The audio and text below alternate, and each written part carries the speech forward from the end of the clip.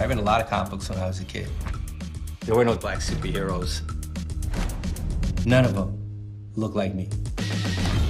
As a young black kid, we would look at the representations that we had and sort of be ashamed. Comic books today, they reflect the people who create them, people who are in charge. We're mostly white males.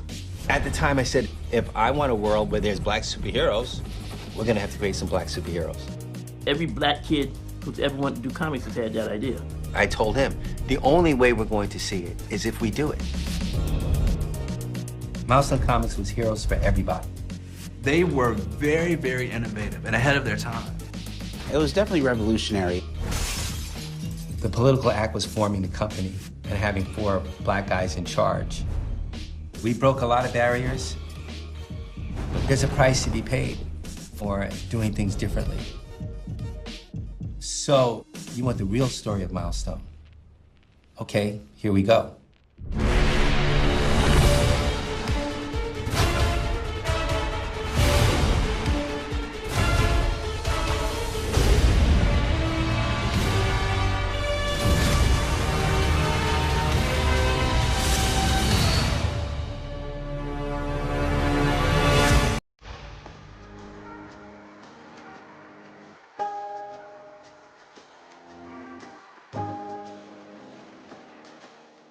I was raised in Springfield Gardens, Queens, by my grandparents.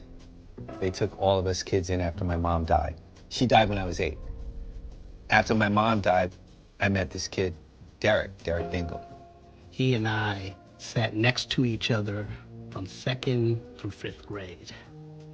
We were pretty much inseparable. I went to Dennis's home one day with a stack of comic books from my brother's collection. I did not know what a comic book was until Derek showed me it. And I was just done. From that moment on, I just looked at them and I was just gone. After that, I probably went to school to look at comic books. More than anything like to get the new comic books from Derek. I had thick bottle glasses. I had a pocket protector. I looked like Sam Jackson in Unbreakable. You know, with that hairstyle that went like that? I was that kid. I was picked on. Well, the comics were like helping me cope with all that. Or maybe sometimes you get picked on because you're reading comic books. Comics was sort of that little underground thing that we all did back then. Growing up, I read a lot of comic books. Most of the kids in my neighborhood read comic books. It doesn't grab everybody. You just know it's for you. I mean, you have to be born a comic book fan, I think. Because once you see one, it's like, when you open one and the smell and the pages and everything, you have to be born a comic book fan, I think. Black kids read comics in huge numbers. The presumption that black people don't read comics comes from people who don't know black people. To be a kid growing up in that era, you know, and reading the Fantastic Four and reading the Hulk and Spider-Man and Batman, Superman, whatever it was we were reading, and to not see yourself, you know, like we were completely invisible. There were representations of African Americans in mainstream comics, but they tended towards kind of the stereotypical or the racist. Probably the most infamous would be Ebony White with Will Eisner's The Spirit. Big lips, big eyes. He was meant to be comic relief. Whitewash in 1941, this big red lip, pimp hat wearing guy who's, oh Lord help me, you know, this kind of thing. He was always in trouble, and it was just a superfluous, unnecessary character. As a young black kid, you know, we would look at these other characters and sort of be ashamed because that's all we would see of ourselves. That was the representations that we had. There was nothing to aspire to. After a while, you're saying, why isn't the hero African American? I remember the day when Derek bought me a copy of Fantastic Four number 52. And I remember us reading it under the desk. We were supposed to be, you know, doing our lessons. And that was the first time I had seen the Black Panther. That was something, that was a special moment. When the Black Panther showed up, just all in black, still one of the coolest outfits in the history of comic books. He's not a sidekick. He's not a mugger. His introduction was him taking on the Fantastic Four to see if he could beat them. And he did. And as a kid, that blew my mind. They've beaten Dr. Doom. They've beaten Galactus, who eats planets. But the Black Panther defeats them all. So you go, this cat is badass. The Black Panther is a really important character. Now, of course, all of his earliest adventures were written by, white writers and drawn by white artists.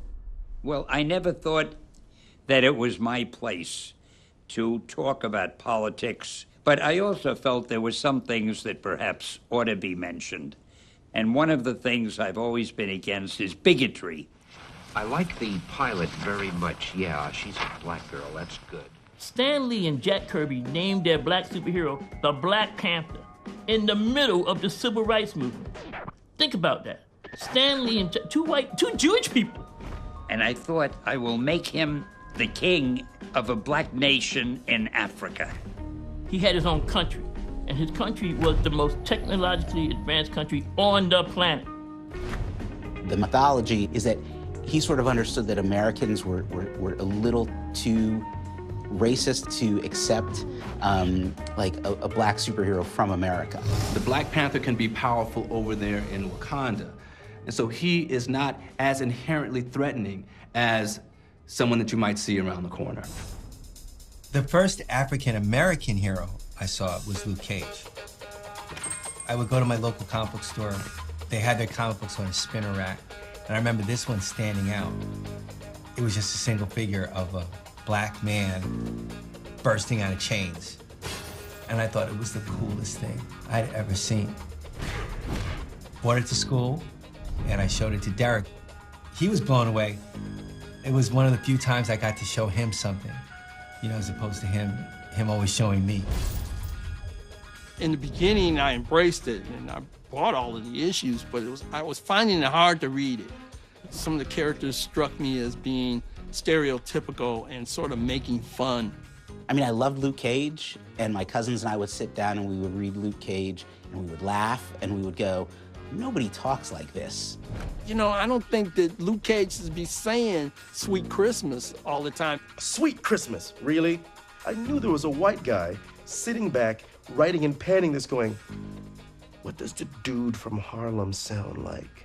Black people have never been in control of their own story in this country. People should tell their own stories.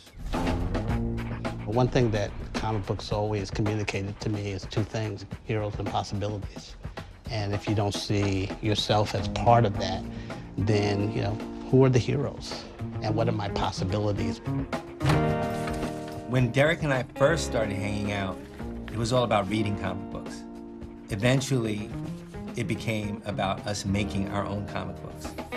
I don't even think we thought to copy them or mimeograph them or anything. We just sold the original art, stapled together, you can get your own comic. The first characters we created was a character called Black Vig, and Jive was his partner. And I remember thinking, these are the coolest characters ever. And one day they're gonna be famous. I think at one point Dennis did say, wouldn't it be cool if we could do this when we were older?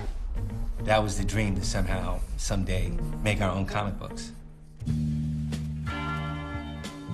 We graduated, graduation day from PS-37. My family, the day after, moved to Norfolk. Because he was my best friend, it was unreal for me. It was unreal. I didn't think I would see him again.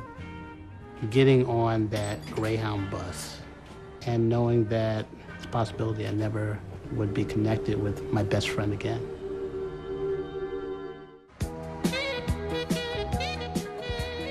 When I got into comics, there were very few artists who looked like me. So I didn't have a whole lot of examples to look up to. Comic book industry in the early 1970s wasn't diverse at all. It was a bunch of Jewish and Italian guys. I'd say that DC was probably at that point entirely white and male, except for, two women, and then I upped the demographics by being the third. At the time, there were only a few black artists and no writers. I remember one black guy, I can't remember his name, who was in the production area. And beyond that, there was me. Arvell was like the living example of a black person who made his living drawing comics. One day, this 14-year-old kid came over to our apartment, knocked on the door, and I opened it and was, hey, you're Arvell Jones. Hey, it's really great to meet you. And he just kind of barged his way in, threw down some of his artwork and told me, hey, man, I'll do whatever I can do. well. That kid was Dennis Cowan. He was an eager kid, and I thought that took a lot of guts to stick his neck out to get what he wanted. So he was always at the apartment helping Arvell. I wasn't drawing anything. I was making coffee, running errands, sweeping the floor. I was a terrible assistant. I think the only thing I really wanted to do was draw. 3 years later, I was like 17. I had a chance to bring my portfolio into the art director at DC at the time. He looks at my portfolio. My heart's beating. I remember that now. This is good. Handed it back, looked at me, said, these are good, but we already have a colored artist working for us. At the time, I said it strangely, it was like, oh, okay. So you're not hiring any more black artists. That's the only thing I thought. I didn't realize how up it was until later. After that, Jim Shooter at Marvel hired me to draw Luke Cage. So Cage is trapped by the Hell-One army. Right. And he hired me to do it because he thought that I might be familiar with the subject matter. You're black, so we're gonna give you this black to do it. So I got a chance to do Luke Cage, which I had read when I was a little kid. After that, I had another opportunity to draw the Black Panther. Now, it was a big deal for me.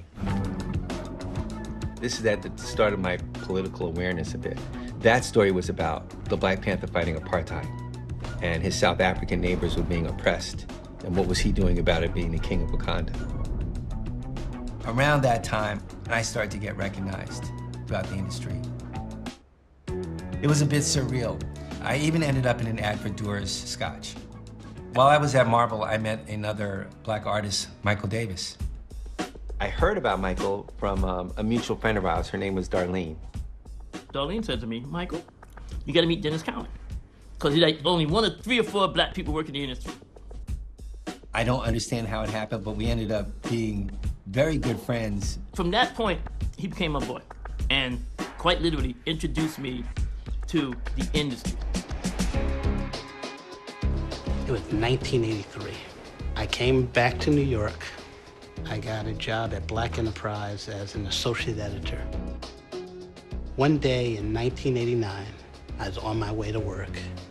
I see this 50th anniversary Batman comic book.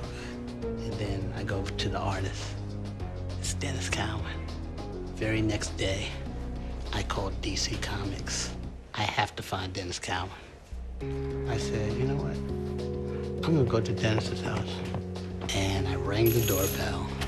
And I went to answer the door, and there's Derek in a suit. I guess I probably looked like, you know, an IRS agent. That's one of those movie moments, too. You open the door, and your best friend, who you haven't seen in 10 years or whatever, is just standing there going, hey, what's up? New York City was insane. The things that were going on were crazy. Bed-Stuy, Crown Heights. We will not continue to pay for people that abuse and murder and maim us. I mean, the 80s shaped what we did. It's funny that my start would be with a group of guys, you know, and we sort of like a hip-hop X-Men, I guess. For a lot of people, the escape was music, whatever. My escape was comic books. Hip-hop was emerging in a very political way. Public Enemy, Tribe Called Quest. Def Jam was rising. Spike was creating, you know, his production company. She's Gotta Have It, Do the Right Thing, to Malcolm X. Spike Lee, for us, was a major influence because Spike Lee did it himself. In the comic book medium, there was an absence of this voice. 99.9% of comic book companies up to that point had been owned and run by white males. My own inclination was to create comics that were more contemporary. Even though it was a fantasy world, we wanted it to look like the world we lived in. He was a brilliant person, not just a brilliant writer, but a brilliant person. Dwayne McDuffie was probably the only black writer that I had met. I met him because they'd asked me to do Deathlock at Marvel, and he happened to be the writer. I responded to his writing immediately. My biggest issue generally in writing mainstream comics is if you write a black character, he represents blackness, and that's ridiculous. That's way too much, way too complex, way too much weight for any character, any single character to hold. And we had both gotten to the point where we were frustrated at the lack of characters to express the things that we wanted to express. But that all changed in 1992. I literally woke up one morning. I thought, this is it. If I want a world where there's black superheroes, we're gonna have to create some black superheroes. I got up and I called Michael Davis. The idea was to create a universe of characters that looked like us. What do you think? Am I crazy? And he said, you're crazy. Every black kid who's ever wanted to do comics has had that idea. I told him, the only way we're going to see it is if we do it. It was that time. So the next person we called was Dwayne McDuffie. And Dwayne looked at both of us and said, you guys are crazy. And I'm like, nah, Dwayne, we could do it because whatever reasons I came up with, I don't remember. And Dwayne said, you're crazy, but I'm gonna do it with you because you're crazy. But we'll do it, but you're crazy. Dennis was committed from day one to get Derek involved. You know why? Because him and Derek made up comic books when they were kids. How cool is that? Dwayne and Michael and I knew nothing about business, but we knew Derek wore a tie. I always wore a suit, even on Saturdays. Here's the idea, and I pitched him the same thing. He said, you're crazy. My response, of course, was, Dennis, I have a job. And he said, Derek, we have to do this. You know, people have marched and died so that we can create these images. From that point on, the reservations, faded away. We met constantly. I drew a lot of pictures. I probably designed the whole universe. I got a phone call from Dennis Cowan and always wanted to do something like this. Christopher Priest wrote some Bible stuff. Michael wrote some Bible stuff. I created most of the background stuff. And then I ran it all past Dwayne McDuffie, who made it better. Dwayne McDuffie distilled all of it, rewrote it, and made it fit into this 28-page document. On a Friday evening, I brought that document over to DC Comics right before Paul Levitz had to go home and gave it to him in his hands. Dennis Cowan walked into my office. We were friendly, and he had a nice thick Bible. He couldn't put it down. Every time he put it down, he'd pick it back up. So Monday morning, he calls me on my phone and says, Dennis, this is great. We want to do it. Come down and meet with us. It was euphoric. It was exciting. We did pop the cork and the champagne, but what was cooler than that was when we went into our offices. That made it real. Oh my God, what does this really all mean? That means that we had to deliver.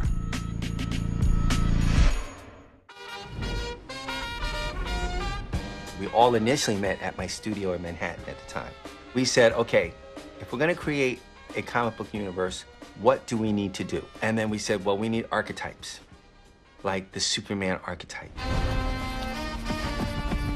Icon is an African-American. No, he's not. He's not. Icon is an alien. Crash landed here on Earth, the pod being discovered, but he wasn't discovered by Mom and Pa Kent, he was discovered by a slave. It was important to us to represent, there was no one monolithic black point of view. He's a Republican because Lincoln freed the slaves, and he's sticking with what's working for him. Icon had a sidekick, Rocket, and Rocket was the antithesis of Icon. Rocket was a Spitfire and young and energetic. The book was told through her point of view, which was another Dwayne innovation.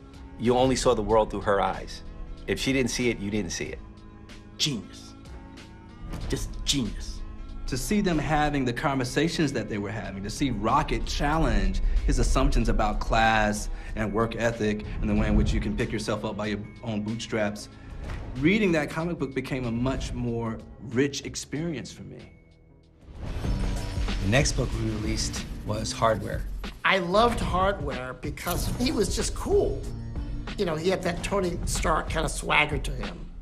Hardware is a technological genius who works for a corrupt company, Alba Industries, and because he recognizes the corruption in the company, he decides to create the hardware armor and fight the corruption.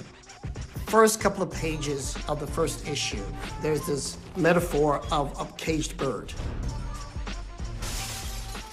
Certainly, Dwayne was writing about himself and that frustration of working for the man that doesn't appreciate you. The next book we did was a little different. What if we had a teenage kid, and he's a black kid, and he has nuclear powers? No, what if he has speed powers, like he's really, no. What if he has electric powers? He can control electricity. And we'll call him Static. Static was interesting because Static, it was one of my favorite comics. It was the most old-fashioned. He spoke to who the core demo was, which was smart, nerdy black kids, or I guess the new phrase is blurred. We made him a geek. We made him a big science fiction fan like the four of us actually were when we were that age. The last thing we needed was a superhero team because all great comic book universes have a superhero team. There's no other superhero team like the Blood Syndicate. All superhero teams are basically like a gang anyway. So why not just do a real gang? I love the diversity of Blood Syndicate. You have gay, straight, lesbian, African-American, Latino, Native characters in a comic which you had never seen before. And there were a lot of metaphors for police brutality, drugs, and how drugs ravage communities. The Blood Syndicate dealt with all of that. Each of these characters in that universe, in the Milestone universe, to a degree because they were black, had to eat crow. They didn't turn their backs on the greater good.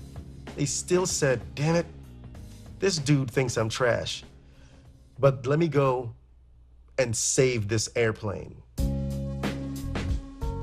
There's never been a good distribution chain that was black-owned or black-controlled or even particularly black-friendly.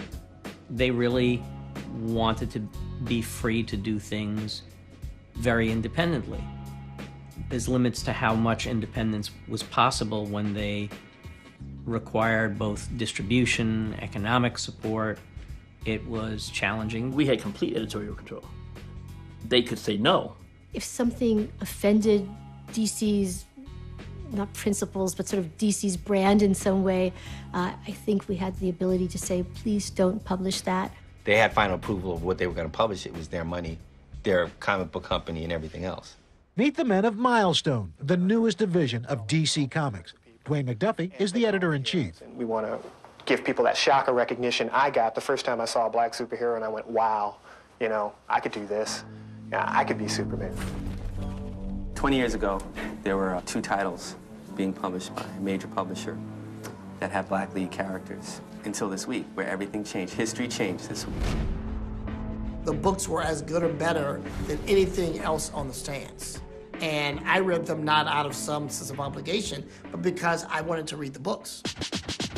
These Milestone comic books are really dope, man. I got this Blood Syndicate, man. They got all kind of people in here. What you got? Icon, man.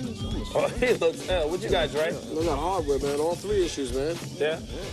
It's hard to say what numbers we expected from the Milestone comics, but they were really good. We've got these jackets with M on the back, right? It's like you walk to a convention back then with that M on your back, man, it's like you're a Beatle because we did something that no one else could even imagine getting done. Sometimes you didn't know who would be coming into the office. One day it'll be John Singleton. Another day it'll be Quincy Jones. Clarence Thomas, the Supreme Court judge, wrote Derek a fan letter. Because of Icon. In fact, invited me to his chambers.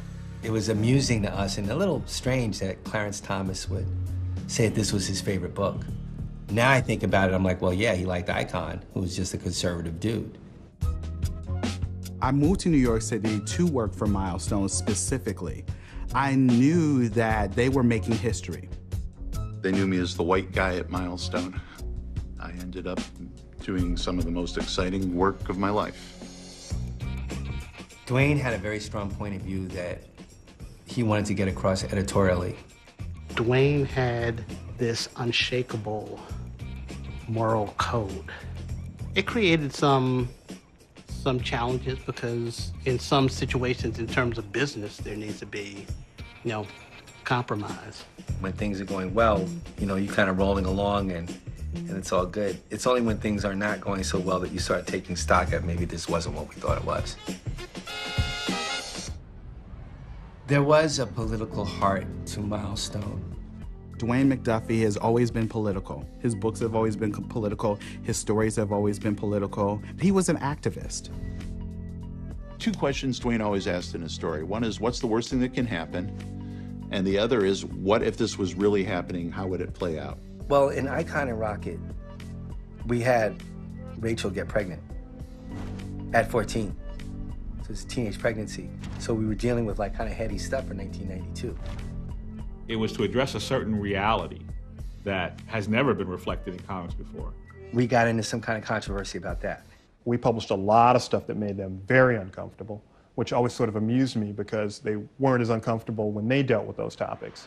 Well, it was largely Dwayne's job that we would butt heads with. He thought that they can't tell us what to do. They hired us for a specific point of view. And if they're not gonna let us do this, then why are we there? We have to do this and we have to do it, and we're making a point. I felt it was unnecessary. Dennis, I think, was starting to butt heads with Dwayne more. They're two different people. It wasn't that he was more of an idealist. It was just that I was a little bit more practical.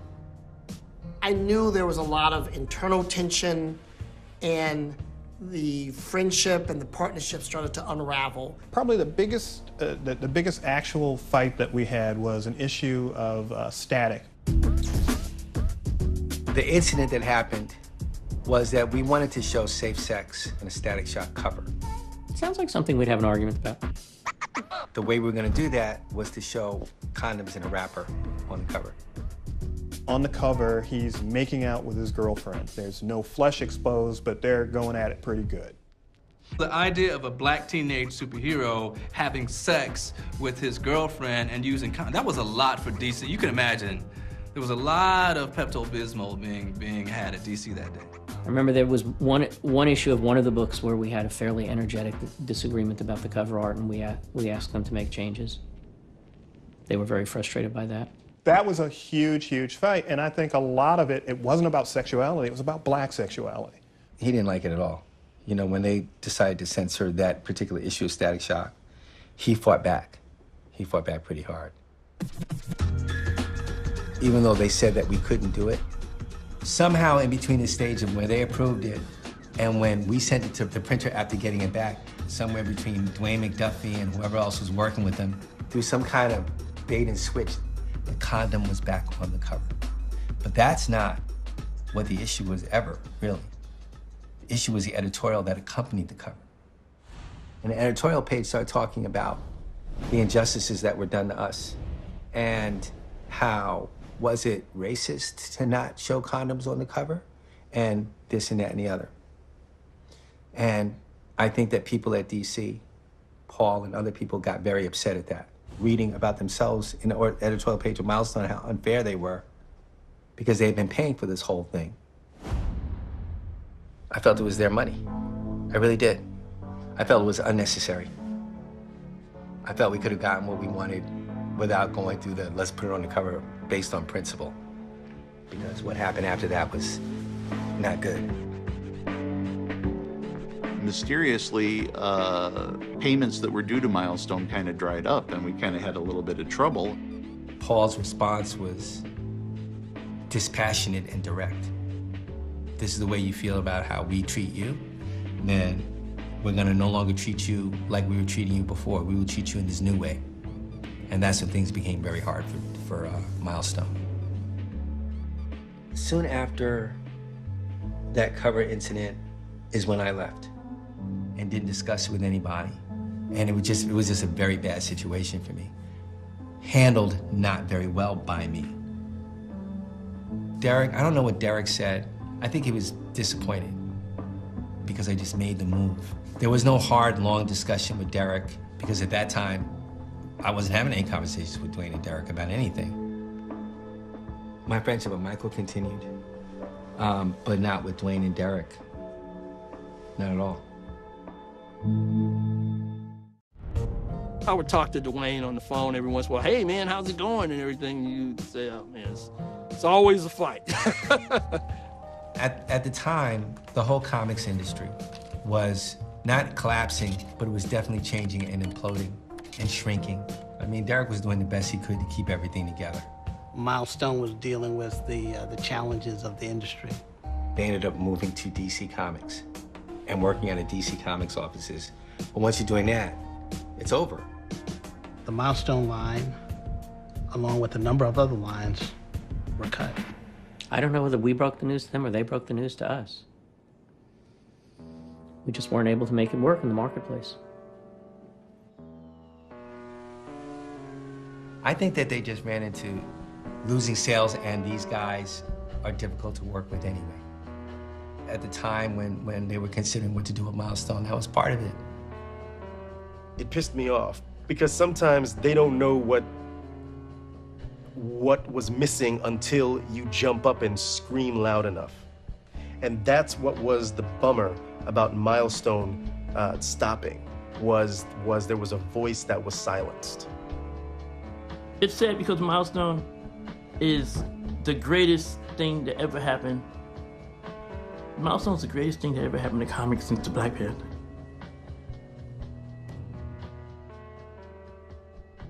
I think when you see comics fans talk about Milestone now, they often talk about Milestone as some sort of failed experiment. It's always been my argument that Milestone Comics didn't fail, but that comics failed Milestone.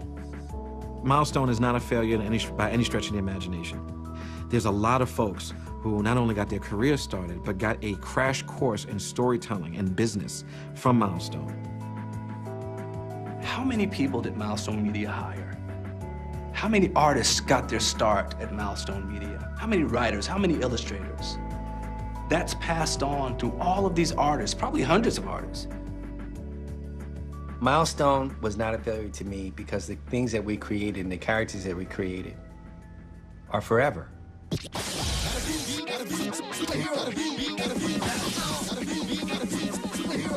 About 3 years after Milestone stopped publishing, a producer pal of mine pitched the idea of doing Static to Kids WB. Basically, I got a phone call and said, would you mind if we did Static as a TV show? And, you know, I thought about it and said yes. Static Shock, the animated series, was an extraordinary success. The first day that Static was on television, more people saw it than read all of 45 issues combined. The creative process was mostly Dennis and Dwayne. At that point, they patched things up a little bit. I remember talking to Dwayne, and he said, you know what?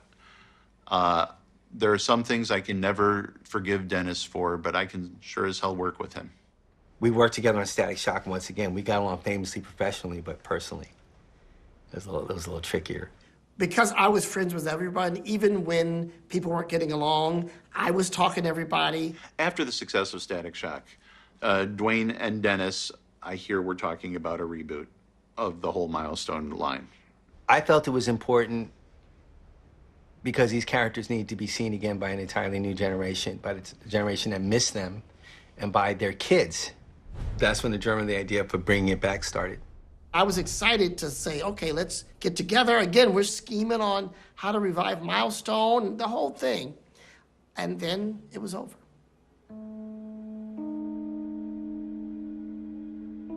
I get a call from his wife saying that Dwayne was in the hospital.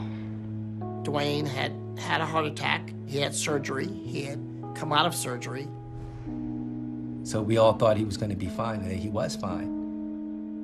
They sent me an email from the hospital, and it was a picture of Static Shock, the action figure that was going to be produced. Look what we created, look what we did. And then the next day he was dead. It was like somebody just hit me and took all the air out of me. I turned on the computer and it said Dwayne McDuffie was dead. You know, I always thought that Dwayne didn't realize how much of an impact his work had on people. I mean, I can say beyond a shadow of a doubt, Dwayne McDuffie, I own a massive debt to. What he has given to comics, what he has given to animation can't be overstated. So many people coming to us and saying, this needs to come back. There's still a void. And it was that pivotal moment where you just go, well, we just can't let it end.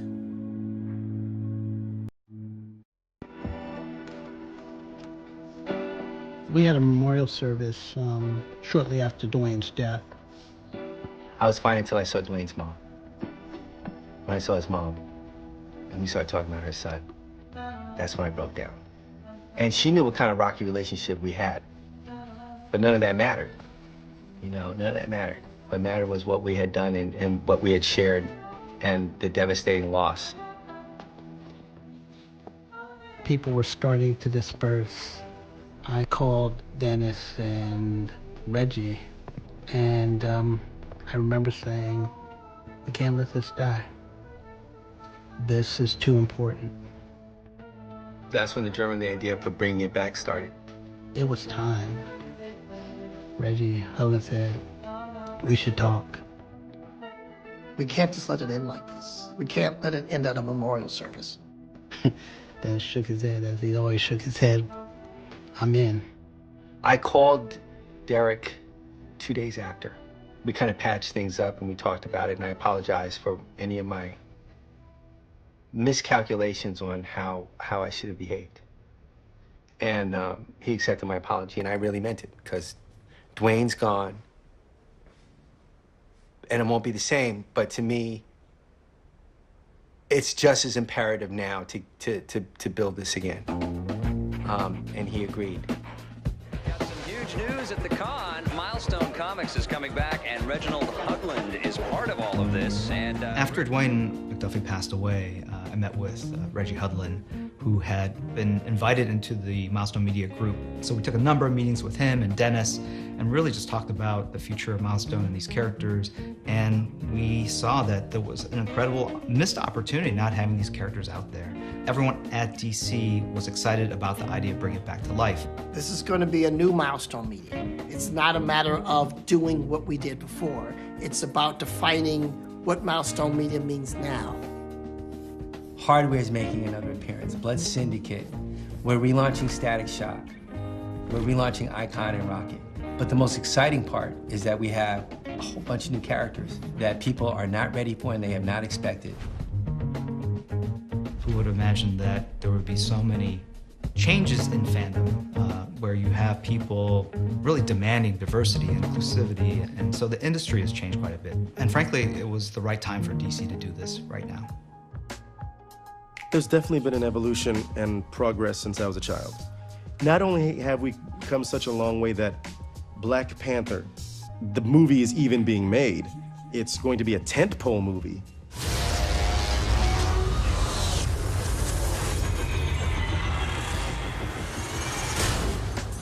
I'm so glad we're making the Black Panther movie now, and it's going to be just the way I had envisioned it, and I can't wait to see it.